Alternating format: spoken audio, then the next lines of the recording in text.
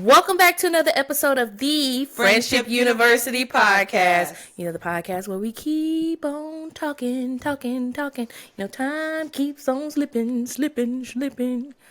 into the future. Week after week, talking about how people are our greatest resource. If you did not catch last week's episode, it was great. We're going to do a little bit of a recap later on. So please stay tuned. You know how we do. We're kicking it off with a game. We're back to the Blockbuster. Okay, so we're going to read the prompt on the card. For my youngins. Oh, yes. I didn't even think about the fact that you all do not know what Blockbuster is. Yeah. If you... You want to tell them? Okay. So once upon a time in a land far away. It's kind of hard being Snoop double G. So once upon a time in America, before there were streaming services and Netflix, they used to have this thing called VHS, also known as videotape. If you can imagine. Like this big, okay? And you would have to put it in a VCR to watch television. Now, your great-grandma might still have one. Which is a machine that used to be hooked up to your television with cables. So that you could watch movies. That's how movies got released from the theater. They used to go to VHS. You could watch it at home. And then you could watch it on a tape. And so to be able to see movies, you would have to go to a place called Blockbuster and rent the VHS tape, watch it for a few days, and then take it back to the store. I know it sounds crazy, like no streaming. You paid a fee. And if you didn't return it on time, you got a late fee. You did, indeed. Mm-hmm. So that's what Blockbuster means. You used to have to go. It was a brick and mortar store. A store, and you can go and pick out which videotape you want to watch, because that's where all the movies went. They also did eventually get DVDs games and video games. Yes. And then you would play it, watch it, all that, and then take it back to the store. And that was like... And then came Redbox, where they put the DVDs in the little box outside of Walgreens or whatever. And you could walk up to this machine and rent a movie. And touch the screen and pick the movies that you want. And then came streaming. Actually, Netflix started off like a Redbox. It did. You used to rent films and they would mail them to you. And then you would have to mail them back to get another film. It was still a set price every month that you would pay, and then you would get that. So yeah, if you could only imagine, way back when you didn't have streaming and the cable cutting began, this is how we used to watch films at home, which I revere as the golden years for sure. I still have my DVD collection. I still have my VHS collection, and I have to be honest, I have a pretty impressive Disney VHS collection. Yeah, I had a pretty impressive Disney VHS collection until our house got flooded, I think. Oh, that's so sad. We lost a lot of tapes. My mom is still at my mom's house. She has it. We'll see. My dad used to buy every release, every big release. Yeah, my mom did too. So, yeah, if you want to look it up, if you've ever heard the term "Be Kind, Rewind," that comes from that era. You had to rewind. They used to tell you to they used to tell you that you would get fined, but you really didn't get fined. And then it became a Be Kind, Rewind, so that the person who rents it next doesn't start at the credits at the end of the movie. So yes, but Google it. I'm sure I don't have a VCR. I had one, but I got rid of it because I really didn't have any of my VHS. Your grandmother or your great grandma, maybe, depending on how old you are, because your grandma may not even be 50 yet. May not. So they may. If your grandma, that's why I say your great grandmother, definitely Gen Z or Gen Alpha, they probably got your great grandmother. Definitely should have one. Anywhere around that, like 70 ish and up, they probably have a VCR in their home with some VHSs probably, so you may want to dig through it. So yeah, you want to kick us off, or you want to kick Yes. off? Okay. Okay.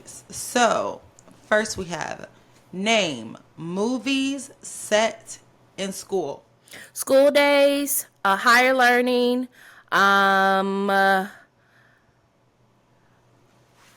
What's My that? favorite. What's that movie called? My favorite. What's Come that on movie now. called? House Party. House Party. Okay. What's your favorite? Mean Girls. Mean Girls is set in high school, in a school. Harry Potter. That's probably time. Okay. In seconds. Yeah, I didn't even set the time. I didn't set one. Okay. Movies with robots. iRobot. Terminator. Matrix. Matrix 2 and 3 and 4. Terminator 2. Aliens. Okay. What's the people with Will Smith? He along with the dog. I Am Legend. Do they have robots in there? Or just monkeys? No, those were the like creatures that survived. Never mind. Yeah. But well, you said iRobot, but he was in another movie, Machiniana. That wasn't him though. Yeah, that's all we got. Divergent. Did they have robots? Did Divergent have robots? I think so. No. Maybe. I don't remember Divergent, if I'm being honest. Are you going to the? What is that? The Hunger Games. Hunger Didn't they have Games. robots? Yes. Maze. What's that new movie that just came out? Megan. She was a robot. Oh, okay. Yeah. Okay. Okay. Very good. Okay. Movies. This is good. This is gonna be good. Is it? It's not hard, but it's good. I just never. You know, when the spotlight's on you and the guns to your head, it's just a lot of pressure. Movies about sports. I am Remember the Titans. Saturday Night Lights. Yes, that was good. What's that movie? Jerry Maguire? Is it called Jerry Maguire? You Can't Handle the Truth. Is that Jerry Maguire? No, that is. Oh, that's still Tom Cruise. Okay. Yes. Sorry. Dang, I lost my train of thought. But I had a good movie too. Rocky 1, Rocky 2. Because boxing is a sport. Karate Kid. Karate is a sport. Karate Kid 2.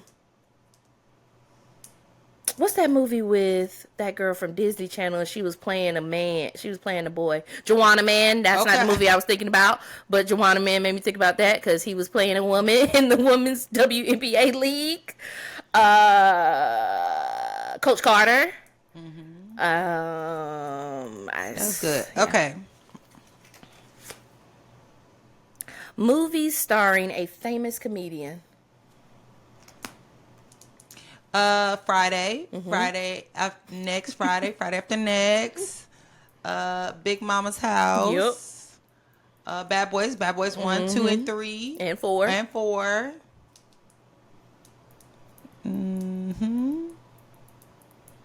That's enough for me. House Party again had a star-studded cast of that. Life, 2 really big comedians, Eddie Murphy, Martin Lawrence. Live. Nutty Professor 1 and 2. Hercules. What was the Respucia? Coming to America. That's not that movie, but yes, that is. Oh, that's Norbit. A lot of Norbit. Eddie Murphy's showing up a lot. That's true. All right. Movies. This is good. This is a good one. Oh gosh, you getting the good ones. Movies that take place in space. Contingent. Okay. They don't go to. They do go to space. Okay. They don't go to space, and with Tom Cruise in it. Top Gun, that's not space. They just go up in the air. They just in go up the in the air. air. Yeah. I see the movies in my head. Space. What was that stupid movie that was like Jam. that was that Space Jam? They did go to space. They went to kind of like a animated space. Space Jam was huge. Very huge. And they tried to remake it with LeBron. Huge. Yeah, no. No, I'm good. No shade, LeBron. No but shade. it was so huge. It was a movement because it was a movement. Why? Because at the time the Looney Tunes were big for our generation. Oh, you know, they were partnered with Six Flags. It was. So you had like Bugs Bunny, Tweety Bird, all this like larger than life merchandise. You had Michael Jordan, who was at the peak of his career. And all at this point, Patrick Ewing, you had like the Dream Team, Mutombo, showing up in this film. It was so freaking It was huge. so big. And it was a like movement. Then you had the soundtrack. Nothing had ever really happened like that. Nothing had ever happened like that. That crossover, and then that kind of like, we had really not. I mean, we kind of saw with Roger Rabbit a little bit, that crossover between animation, cartoon and real life, like having a cartoon drawn next to a real person. And it was a family movie. It was family for sure. It was family friendly. So that made it like so huge. Yeah. At that time though, they were really marketing to families. Yeah. Like they wanted families to either go to the movies together because that was more money. That's or way more buy money. The VHS. Buy the film, yeah, for sure. Yeah. Yeah, for sure. So that's cool. Okay, we'll do one more piece, I guess. Yeah, I don't like that one. Stupid. Gosh, I didn't look at these. Movies based on a true story. Ruby Bridges? Ruby Bridges is based on a true story. She's well alive.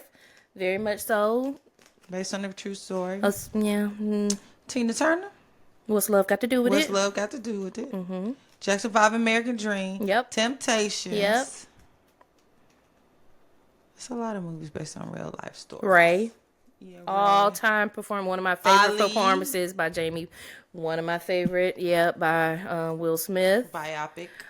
Malcolm X. One of my favorite Denzel films. One of my favorite Spike Lee films, period. That was such a good film. I am Malcolm X. Yeah. It was really Get your hand out my pocket. Well done. Yeah, it was very well done. For it to have been like a biopic, because you kind of think about, this is one of the reasons I also like Ray. For it to have been a biopic, it was just so well executed. Like, you learned, but you also he encapsulated the emotions. It was like, you weren't going to tell me Denzel was not Malcolm X. Yeah, so much that people, I seen this where a man got a tattoo of Denzel, thinking it was Malcolm X. But it was Denzel. The ultimate, my favorite biopic. I'm sorry, this is my favorite biopic. This is my favorite of all time. I watch it like multiple times. Selena. Selena y los Dinos. Baby, the way black people love Selena. We really ride that dawn for Selena. They tried to comfort her on Twitter not too long ago, and black people was like, nah, hold your horses. Selena. Don't come for Selena y los Dinos, okay? Don't do it. Selena! We love you. That is like one of my favorite. All the world is sleeping. I stay up and think of you. Like what? And I still can't believe that you came up to me. It was such a great movie. It was very well done.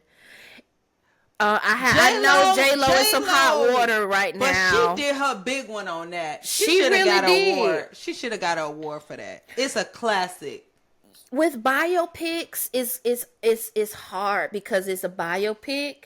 It's almost kind of like biopics can sometimes guarantee you to be nominated, But really win. you gotta really drive it home, like Jamie Foxx and Ray, like but Denzel I feel like and Malcolm she did. X. She did, but at that time in the 90s, she wasn't big enough. She wasn't a big enough star. Yeah, it was just kind of like she was just coming off of the wave of In Living Color. Yeah, she wasn't a big enough. She hadn't even released her own music at this point. Yeah, maybe if it had came later in her career, but that set her up for the rest of her career. It did. Yeah, we really rocked with J-Lo after that. We thought, again, thinking that this is the person. A lot of people thought that J-Lo was Selena. Right. When you think about, some people can play a part so well. When you think about the person, you see the actor face. Not when I think about Selena, I'll be like, oh yeah, that ain't really Selena. And if you don't know who Selena is, okay, so you probably have seen around Halloween that purple's glittery jumpsuit, halter jumpsuit that with the bell bottoms. The people dressing up like that, that's Selena. That is an iconic look that she wore on stage. You've seen some of your favorite before Beyonce. There was Selena. El Paso, right? Yeah, El Paso. Yeah. So, was it El Paso? She from Texas. That's all I know. Maybe it's but Selena. Corpus Christi is her museum. Christi may be where she's from. Then. That's where the museum is. But before Beyonce, selling out arenas alone. And you're talking about an artist who started off singing Spanish music. Yeah. And when she finally released that English album, it was a mega hit. Yeah. Like, but she was killing it singing Spanish. Latin music. For sure. Nobody touched her. And she could sing like I think because she had a little soulful, because she sang kind of like a black girl. You know, it was just so soulful, her singing. Yeah. And it was like fun dancing. And she could Latin really dance. You talking about entertainer. You know what I think helped too? And we've had talks about this before. Body T. Body was T before T. Talking about bing, bang, bow. Dancing, singing. Outfits together. I think her also playing with her family. Yeah, her brother, that chemistry on stage. Her brothers were her band. Yeah, her sister played the drums. Yep. And her husband played the guitar. Yeah, it's such a sad story. Yeah, it is a cautionary tale, I would say, as far as who you call your friends, who you trust. Listen, we talked about that in the... We've been talking about you one decision away from it being the best or the worst when you comes to who you keeping close to your circle. Yeah, man. Just long story less long, someone who was very close to her is the person who killed her. Yeah. So, they still mourning that, I feel like, in the Latin community. They never got another. It was never another Selena. It was never another. Because they weren't even going to push J-Lo like that because she was too Americanized. She grew up in America. Yeah, no. So, it was never another Selena. Never. I don't know if there ever will be. Yeah, no. Which is sad. It's so sad. Yeah. Yeah. Okay, it's on you.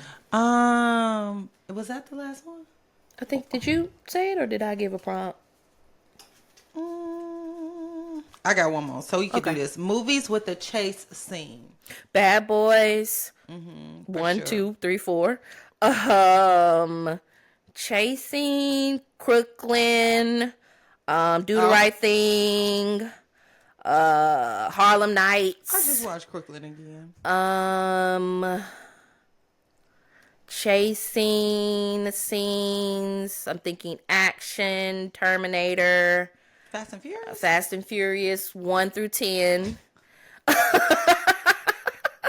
Why do they keep making them? Yeah, because people like it. It's like, it's a $100 million. They say if it's not broke, don't fix it. Ludacris said, they asked Ludacris why he keep showing up. He was like, would you turn down $100 million franchise? Wouldn't. Would not. Yeah, I think chasing that movie with Moonwalker with Michael Jackson. He was being chased. Okay, Annie, are you okay? Are you okay, Annie? You've been hit by, you've been dropped by a smooth criminal. I don't think y'all really understand how big Muwaka was. I would like to just shut it down with the whole discourse and the conversations on social media about Beyonce bigger than Michael Jackson, this person Drake being bigger than Michael Jackson. I don't get the hype around Michael Jackson. You had to be there. Not only did you have to be there, y'all really not understanding. This man wrote, composed, and sung all of his music. When I say sung, I mean all them background vocals you hear, that's him by himself in the studio, layering his voice on top of one another on all these tracks for many, many albums. So it was events. He changed the game when it came to music videos. So much so that they had to make an entire network. You may be familiar with it, MTV. Because his videos were so iconic. We need to now stream just music television. Well, MTV was already they weren't really only doing rock. I was about to say they weren't really doing anything but rock. And again, those rock videos were sometimes boring or like completely overdone. You're doing the same thing, a woman on a car playing a guitar, smoke coming up, like, and this is no shade to rock because I rock with rock. But he changed the game. He made many movies in his videos. Like, it was world premieres. You would come home, rush, sit down as a family, watch Michael Jackson. It was a really big deal. Yep. Okay. Well, get those cards. Oh, you can put these over there. Thank you so much. All right. It's time to, what's the? Artist. Corner. Artist. I'm going to get it one day. The corner. With the artist. Yeah. Like, you see how that? Yeah. I didn't even do but that this time. No, yeah. Why she want to let me out of y'all? Hey, y'all. Okay, for our artist corner today, what are we talking about? You are doing experiences as an artist. Here, a wise woman once said, do it for the plot. And that wise woman is Issa Rae. Yep. And what she's saying is, and what I have found as, I continue to create art and study our other artists, I am kind of one that, so I'm really, really interested in the background story of different artists. Like, my favorite artists or even people that have gotten to a place of excellence and high performance in their genre and their field. I always like to hear their life story, like how they got to that and what inspired them to be that way. And what I found just in research and my own experience is that every experience that you have is an opportunity to create something within your medium, and whether it be a positive experience or a negative experience can inspire an amazing creation, an amazing song, an amazing book, an amazing movie, an amazing script. And when you start, there are times where I just go through very, very tough times, right? We all do. We all go through seasons where it's just like life is lifing. It's hard out here for, fill in the blank. It's hard out here. Okay. I was about to sing it. I really had to contain myself. Thank you. It's hard out here. And it's just where you're facing, challenge after challenge after challenge. And you can start to feel like, man, will life ever get better for me? Or this really sucks. It's so easy to slip. Come on, somebody say slip. Slip into a down, depressed state. And I feel like that what helps me to reframe, Keke Palmer said something so funny. She was like, she's the queen of reframing. I saw that. And I do that too. Like, when you look at a situation from a different perspective, it really helps you to navigate the situation, get through the situation. And when I'm able to look at my life's challenges and even the hardest times where stuff didn't work out, my dream, I saw it literally crumble before my eyes, and I'm just like, everything I worked for just fall flat on its face. Crazy. And you just feel like, what is even the point? All the things that you wish worked out, they didn't work out. It's so easy to just get lost in that. But when I started looking at it from a perspective of a source of inspiration, the usefulness of it, that I can use it, like I don't have to let it use me. Like, come on, somebody. That's good. I don't have to let that situation use me. I can use the situation and create from it. You go through a divorce, you go through a breakup, you lose a job, you have a fight with your parents, you have a fight with your friend, or you experience a joyful moment. You're walking through the park, even, walking through the park, or you go to a new destination. You can use all of that to inspire creativity. I just had an experience, and I was feeling really, really bad about the experience. I don't want to mighty bad, mighty low. I was feeling mighty low, Miss Silly Molly. And I seen you, and I knows there's a God. If ever I seen your face, okay. So no, but I'm not gonna spill the tea because the song's not out yet. So, but I had a really negative experience, and I was just feeling like an idiot.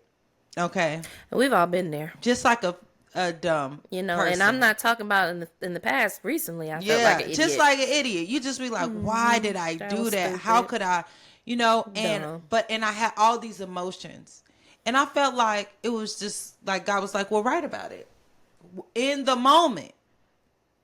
And I wrote about it, and what the artistry that came from it, I just feel like it's so dynamic. I feel like it's one of the best things I've ever written.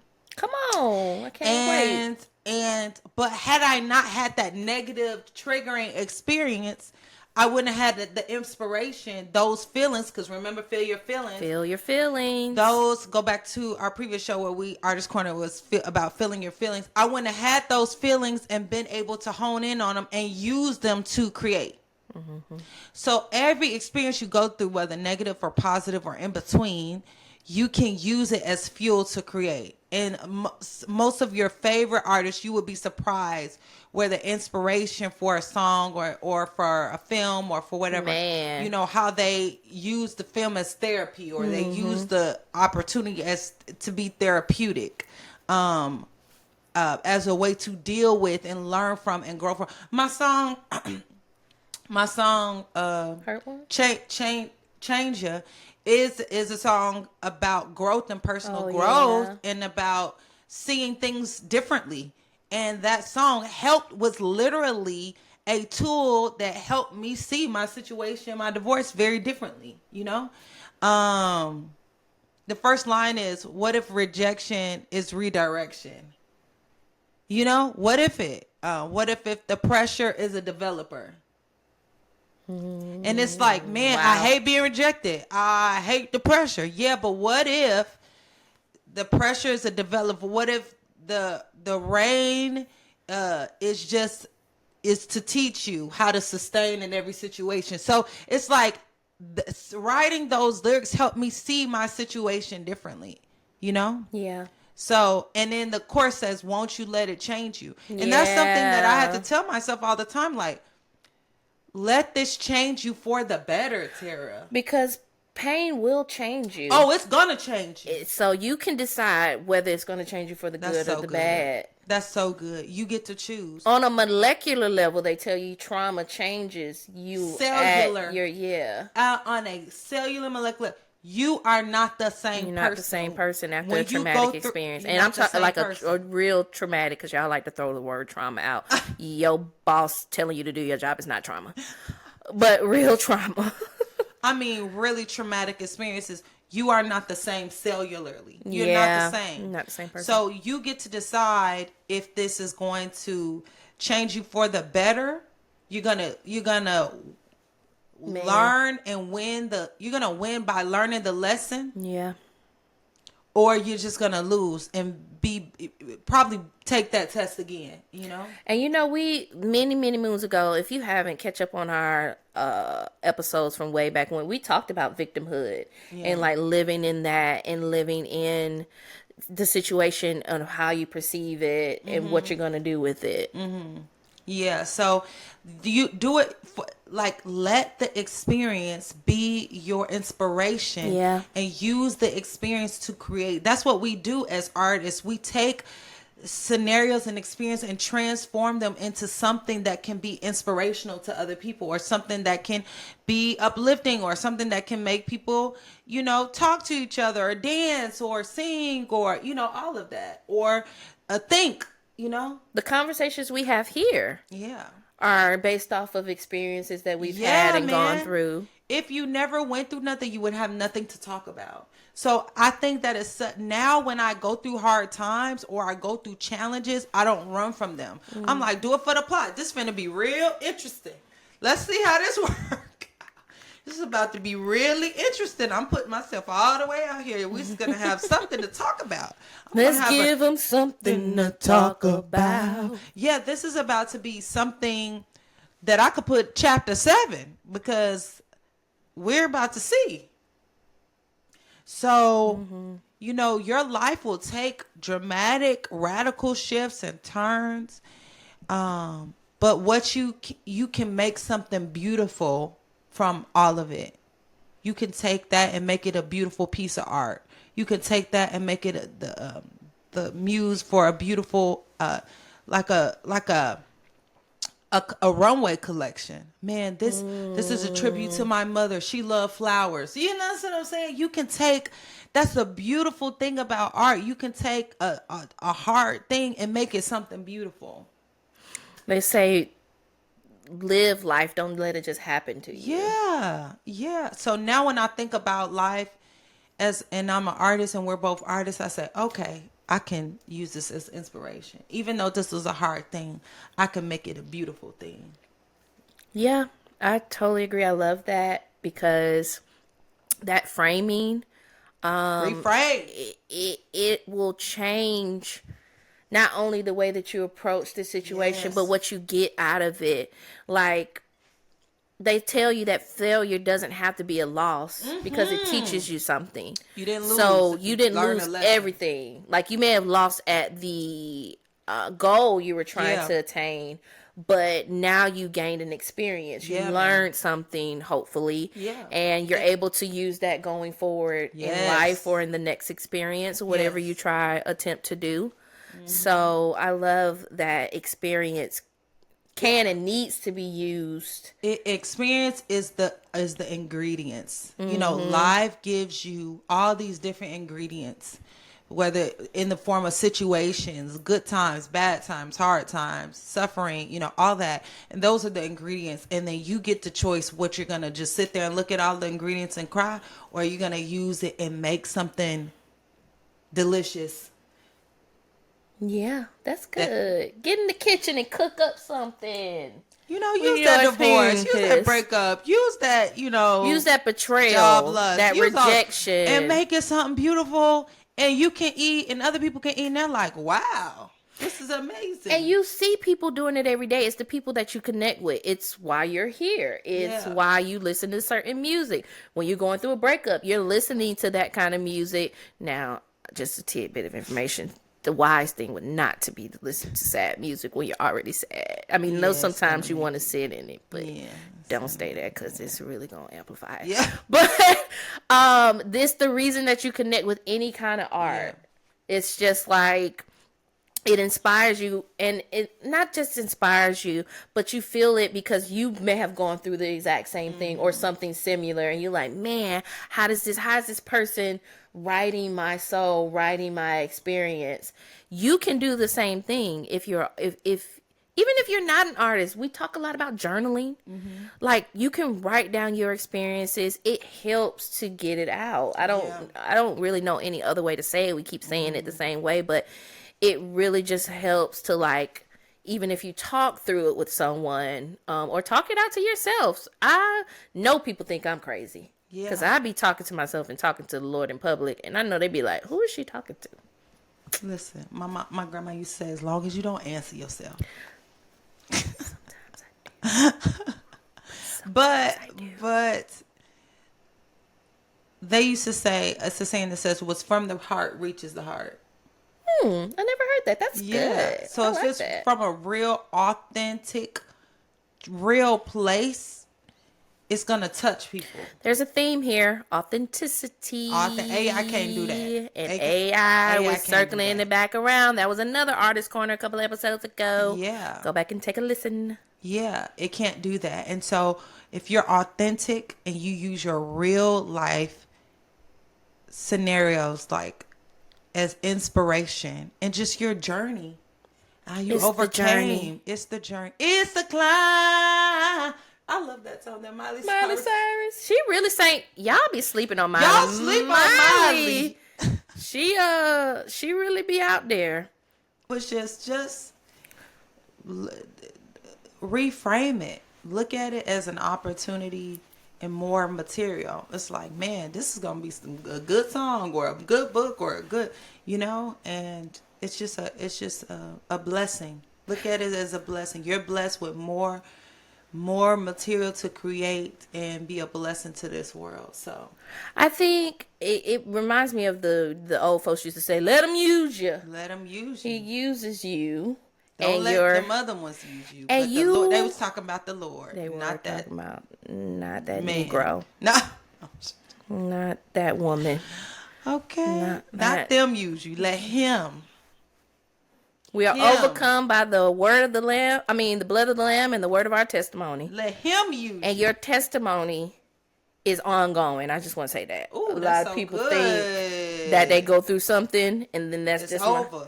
No, my friend, the longer you walk in the Lord, the closer you get to him, the more you learn that it is an ongoing test. This is not this SATs. This ain't no sit down college graduation, high school graduation test. It's going to be coming and coming and coming around. So I love that. Let the experience be of use to you. Mm-hmm. Yep. Okay. Well, I figured this episode, so last episode we gave you a homework assignment. We talked about going off the grid, putting down your phone, turning off the streaming. Going outside. You had to go outside for 2 hours. 2 hours. That was it. And if you couldn't make it outside, you still were supposed to sit in your solitude, do something with your hands, cook, journal, read a book. Shut it down. Open the window, open the blinds. Stick your head up there. Yeah, let sunshine in. You know what I'm saying? We understand some of our listeners, you're in weathers that don't permit you to go outside right now. I definitely understand that. So, but the goal of that was just to get you to disconnect from this kind of like, I don't want to call it a false reality because it's not necessarily false. You do make genuine connections with people online. I do believe that you can find community online. I mean, we are a community amongst ourselves with you all. But we really wanted you to kind of come back into your personal reality and ground yourself and get acclimated with the surroundings that you had with yourself instead of looking at other people's experiences, looking at people across the world and different, all these kind of things. So in that, I thought about the fact that some people may have experienced loneliness. It may have brought on, and that could be a reason why maybe you don't disconnect because there's these feelings of you feel isolated, I don't have anybody to talk to. So I really kind of wanted to go into, with that, the goal was not just to disconnect and reconnect with nature or people in the real world, but also solitude. And so I wanted to talk about the difference between loneliness and solitude. I feel like, so we oftentimes, I feel, just as a society, misconstrue the two. For break sure. That down. So, Speak about it. Talk about it. I could give actual factual definitions, and they are very close in nature. But there is one, I think, operative word that separates them, because they both generally just mean isolation, by yourself, set apart, just you. But with solitude, it's a choice. Loneliness is an emotion. It's sadness. It comes with the feeling of feeling alone, for lack of better terms. Nobody is around. I have nobody that call on. Yeah. It comes from a place of grief. You're grieving the fact that you feel like you don't have anybody. Whereas solitude is the choice to say, I can be around people, I can interact, but I need a moment to myself, to maybe recenter myself, to maybe spend time with myself. You know, they talk about introverts and extroverts. Some introverts, they be like, I extroverted enough today. Yeah. I need to go home and recharge my done. battery. I'm done. It's over. It's wrap over. this up. Yeah. What are your thoughts? I love that. I love the fact that you said the loneliness feels like you've been maybe rejected, or you feel a grief with being in that time of alone. But solitude is like empowering. Yeah. Even in the word, it's like, I chose to be by myself and I enjoy this moment alone, And just because I'm alone doesn't mean I'm lonely. And I'm enjoying being on my own without people, which is a powerful thing to do. I love that. Empowerment. We love people are our greatest resource. They are, but you are people.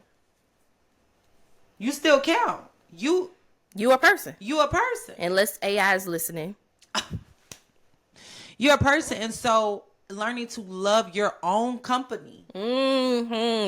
Which happens in solitude. Yes. And you don't have to misconstrue that with loneliness. I love that you said the empowerment, the ending of solitude too. When you add that connotation to words, it's a posture, it's a attitude, all these things. So solitude is a posture of you saying, I can be solo. Yeah. And it's okay, and I'm enjoying myself. And it doesn't mean sitting in the house at all. I can go to the movies by myself. I can go on vacation by myself. I can go on vacation by myself. I can go to dinner by myself. I can do these things by myself. I don't need to be with another person to enjoy it. Because here's the thing. I think if you don't have solitude, you don't even get to develop who you are and figure out what you like and what you really don't like. You don't. It's like, I'm just doing it because everybody's doing it. I remember, was this Runaway Bride? Do you remember that movie Runaway Bride? With Sandra Bullock? No. It was,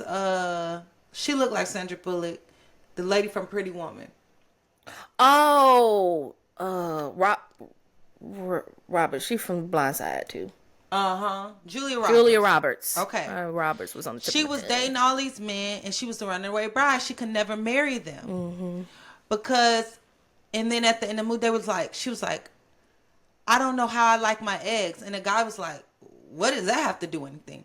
She realized that she just became whoever they wanted her to be. Every morning, this person would make eggs, and she would just eat the eggs. She would just eat whatever they made, yeah. Or she would morph herself into whatever they wanted, because she never spent time by herself to figure out who she was and what she really liked. So she would just, when she was with this guy, he liked his sunny side up, so she thought she liked her sunny side up. She was with he liked his scrambled with cheese, so she thought she liked it. And then she realized, like, I don't even know who I am, and I don't even know what I like. That is so. I literally just bought a book, and there's kind of like something similar. This woman's going through grief. She just lost her husband, but she talks about the fact that every morning he would ask her how you want your eggs, and she would just say, no, however you want to make them. He'd be like, no, I want to make them how you want them. Yeah. And she made the choice every morning of how they would eat the eggs together. And solitude really is an opportunity to learn yourself. You're not going to get, when there's so much chatter around you, people always around you. Pressure. To be fit a mold, to be a thing, to do things a certain way. Which really starts when you're young. In the family dynamic that you're in, what's acceptable, what's not acceptable. You have to wear your hair like this. I remember when I first went natural, my family was looking at me like, what is you doing? Why you letting your hair look like Tara that? was so anti-natural. She was like, I can't. I ain't got that hair. I'm not doing it. And then I finally And then did the most it. beautiful natural hair you see. And I did it. And then, but my family was like, what are you doing? Like, why are you wearing your hair like that? So I'm just saying that wherever you're from Could affect your choices. You don't even realize that you don't really like to wear your hair like that. You don't really like to dress like that. You don't really like to sing that type of music. You don't like, you're just doing it because that's what people do where you're from. Or you're just doing it because I don't like to that's go to the club. what the people around you are doing. But the gift in solitude is spending time with yourself enough to figure out what you like, not based on what anybody else is doing or what anybody else wants from you, but what you want to do with and for yourself. Which is very important. Yeah. Because that dictates the way you show up in relationships. Yes. Do I show up as myself, or do I show up as who a you copycat, or who you want me to be? Who you want me to be. That's why you get around some friends that just be copying everything you do. You've seen them. Because they don't have an identity. Because they haven't been alone enough to figure out who they are. And you need to pay attention to people like that, because I'm gonna tell you, they will take your skin and wear it if they could. But it's not that they're trying to be evil. It's just that some are, but that they haven't been alone enough to develop themselves and to have their own identity. And if we're being honest, solitude starts off feeling like loneliness. It may start off like that. For a lot of people, the first time you really just spend time by yourself and come into terms with you can triggering. You like, I don't want to do this. And you steer clear of it and you stay away from it, but it's very necessary, like you said, to figure out what I do like, what I don't like. Who am I? You don't have to go through all this trial and error with friendships and relationships and connections with people to say, I don't really like that. Or you could come in as your authentic self. Authenticity, keep showing up, you all. And already know off the bat, if you're seeing someone doing something you know you don't like in multiple ways, you can be like, I don't even really know if this is going to like work because I don't even really like that kind of like lifestyle. Right.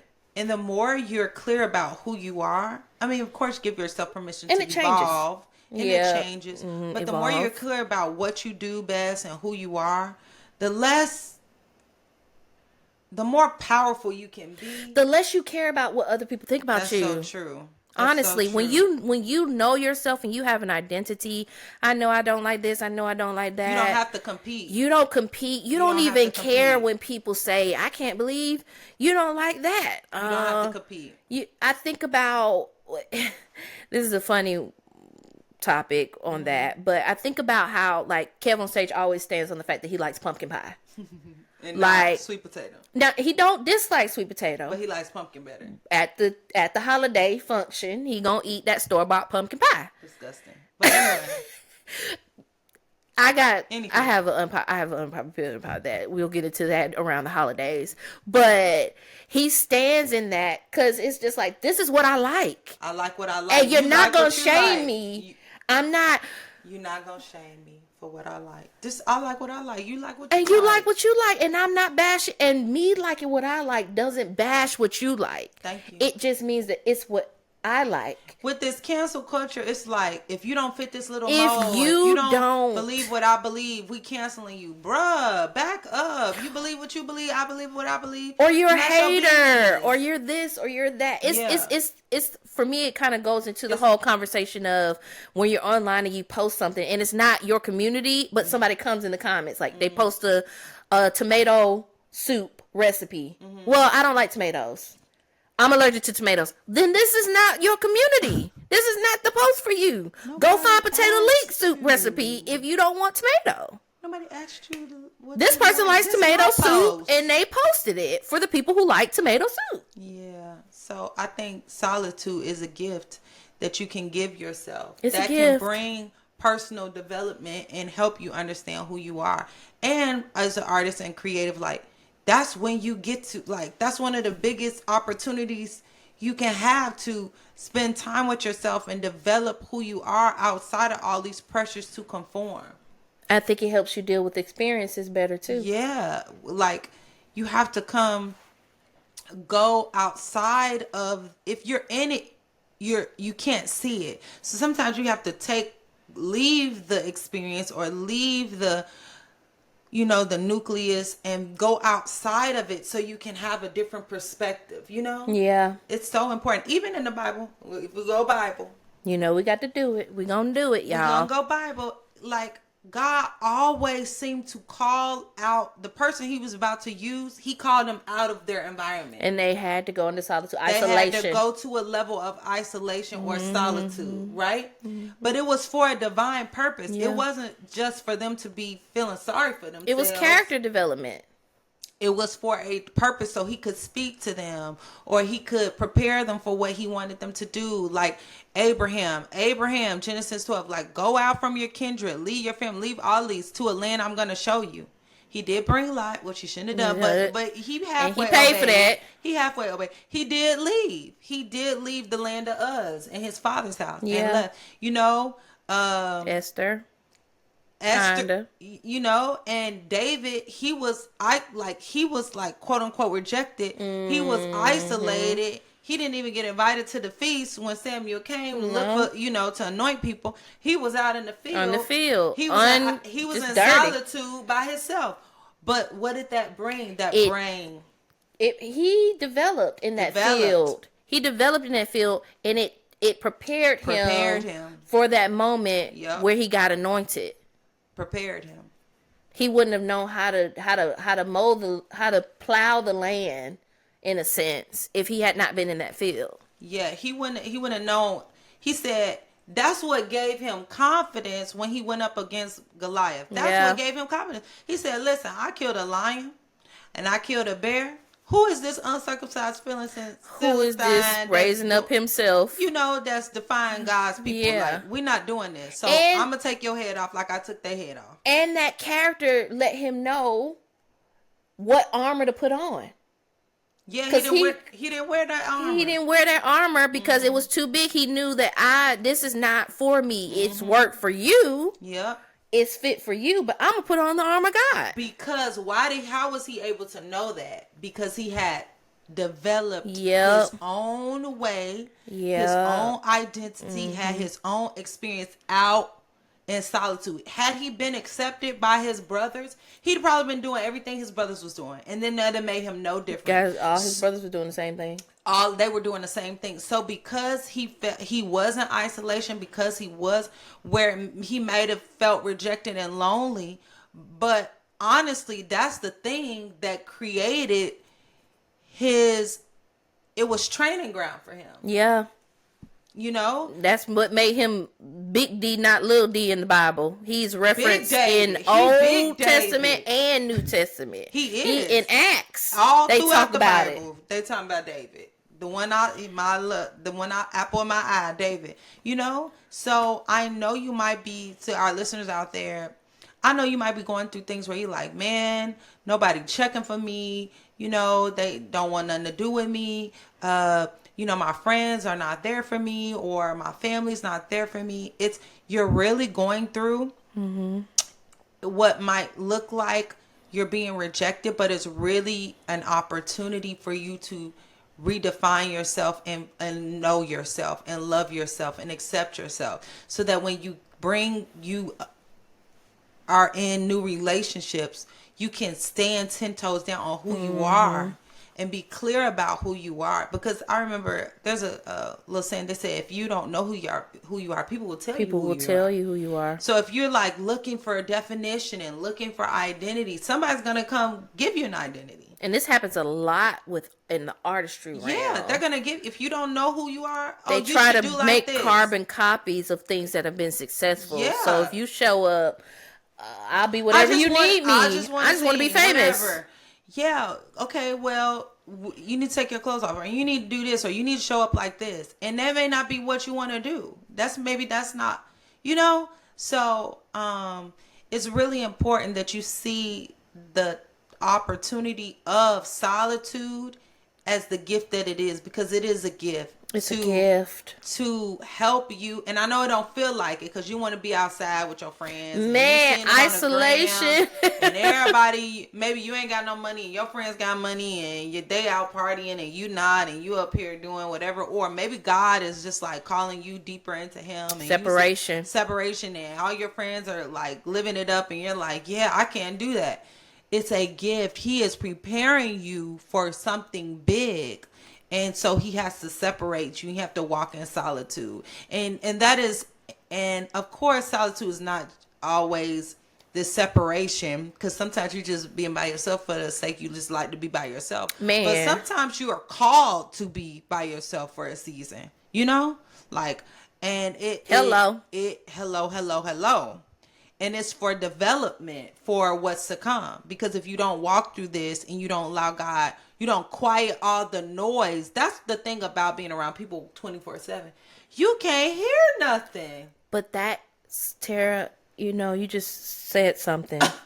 Because that's also why people keep people around 24/7. Yeah, because they don't want to hear. You don't want to hear. That mind. Yeah. I can't. Sometimes it's just too noisy. It's way too noisy. You got to retreat and come in and bring it in. And God's like, yeah, shut this down. Because you're not listening. You scattered. See, your brain is all over the place. You are not walking in peace. You in confusion. You don't know if you coming or going. You just moving to just be moving. That's one of the reasons to fast, honestly. Yes, that is. Quiet things around you. Yeah, so you can hear what God is saying. Because don't look up and then say, Lord, why didn't you prepare me? Why didn't you tell me? And I didn't know it was gonna be like. He's like, I was trying. If you've ever been in a space like a restaurant or a bar somewhere where there's all this chatter, sometimes it's hard to hear the person even sitting next to you. That's such a great example. We're this close. We could even be. Waddell wants to give you a high five. Thank you, Waddell. We appreciate it. Let me give you a handshake. Thank you so much. That was so good. For real. We're sitting this close. We could even be closer, and the chatter around us can drown out the closeness. And I feel like sometimes that's what happens with God. You feel like I'm super close to you, God. Like we're tethered. Yeah. But there's so much noise around you. It's like, but it's like I'm talking, but you can't hear me. Yeah. That's so good. So solitude is truly, I hated it. I was such a people-y person. Same. I'm a color, I'm like close, I want to laugh and da-da-da. But that don't really serve you for your future. There are times and seasons where you got to just walk alone. I walk alone, I walk alone. You know what was funny? When I actually learned solitude, so I was okay with being by myself, because even though I have like a multitude of siblings, I was the last born. Mm-hmm. We're kind of vast in age, so by the time I was like growing up, they were out of the house. Mm-hmm. So I spent a lot of time by myself. That's probably why I write. You okay? Yeah. Yeah, but when I entered my first season where the Lord actually called me to isolation, I rebelled. Ooh. And I was like, how so? Break it down. How did you rebel? It was like, I'm separating you from this. I'm pulling you away from people. I'm calling you into solitude. You don't need to be talking about anything to anybody. Or if you are, this is what, this is who. And I was like, these are my friend, or this is that. And I was still going out, and I was still like talking to people, and stuff started crumbling around me. Crumble like a cookie. I said, well, not crumble cookie. Well, and the Lord was like, that's pride. You like being what? Why would I put something inside of you and now you're rebelling against it? You like being by yourself. But now that I'm asking you, calling you really to it, you don't want to do it. Yeah. It's necessary. It's a necessary walk for everyone that you go through certain seasons where you it could be a number of reasons why God is trying to beckon you or get you in a place where you got some time by yourself. It could be you injured and you don't even know you injured. You just moving and moving and moving and you bleeding everywhere and you don't even know that you're injured. Like, let me deal with this injury. You know, you could be hurting other people in the process. Other people, you could be going the wrong direction life wise. You in relationships you ain't never supposed to be in, but you just going along fast and moving fast. He's like, yeah, no, let's just bring it in. It could be, you know, you're just going the wrong way. Career wise, you think this is what you want to do. Your mind was so set on it, and you don't know that a shift is coming. And God is like, I'm trying to save you.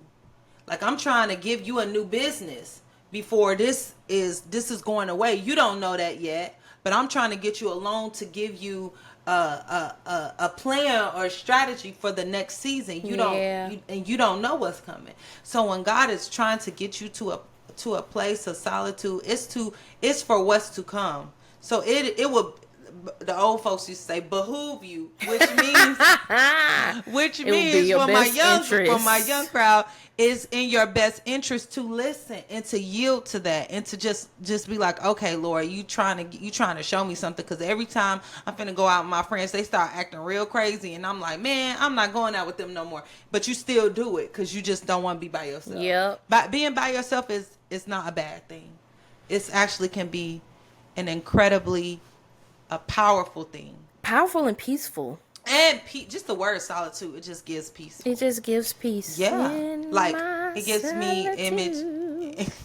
It gives, like, I'm in a field sitting on a blanket, crisscross applesauce. Writing and enjoying just the atmosphere. You know? So, yeah. I think this was such a great conversation. I love that. I love what What's you said. What's our homework? The homework for this week is... guide. Do you have anything to add? No, I feel like that was great. I think it was great. I think we... Waddell. Is Waddell praise dancing? He's got his arm up. I think he praising. He done fell out. Somebody get him... Where the ushers at? He need a blanket. But the study guide and your homework for this week is going to... We had you go off the grid. Now we want you to just spend 1 hour alone. Ooh, 1 hour alone. And that doesn't necessarily mean... I would encourage you to not be on your phone on social media. Maybe sit down and watch your favorite show. Or like... I think they should do like a reflection. I'm gonna bring in my English background, English teacher background. Yeah. Like we used to have where they would write how they feel or what's going on, and just take some time, 1 hour, to write or draw, whatever. I would say write, and then if you want to add a drawing to express that. Come on, drawing, little crafts. So yeah, that could be the study guide and the homework. Take a 1 hour reflection of yourself. And what's going on in your life. What's going on in your life. Check in with you. Do a check-in and write it down. I would encourage you all to write it down on pen and paper. But if you can't, you can do it in a note on your phone. Just something of the stuff. You got a pen, you got a piece of paper. It ain't that bad. I don't want to. I don't want to. She said it. You got a pen and you got a piece of paper. Yeah. We should drop some journals or something. You know, you don't never know what we're going to do. So just you never know. Ready. Stay tuned. We got things up our sleeve. But yeah, that is going to be your study guide for this week. Take a 1 hour reflection, check in with yourself, and write it down. And we would love to hear from you. Yeah. Even if you don't want us to share it, you can send it to us to read. We would love to, even if you want some feedback or some notes, we'd love to do that. So you know where to find us, friendshipuniversitypodcast@gmail.com. We are so thankful to have another week with you all, another episode, and you all know where to find us. Everything's in the description box below. Like, comment, share, subscribe. Y'all, that is just one easy way for us to continue to have these conversations with you and build this community. Cost you nothing to share it with the last 5 people on your phone. Cost you nothing to like it. Cost you nothing to subscribe. The more we can build this up, the more people can hear this, the better I feel like we both feel like society, and I think Waddell feels that way as well. That people will be, if people are our greatest resource, we want you to be at optimal level of that resource, right? If you know anything about planting and growing, soil is very important. So if we're thinking about individuals as soil, we want you to be good soil, good ground as you are going around and planting around the world. So we love you, and we will see you next week. Peace.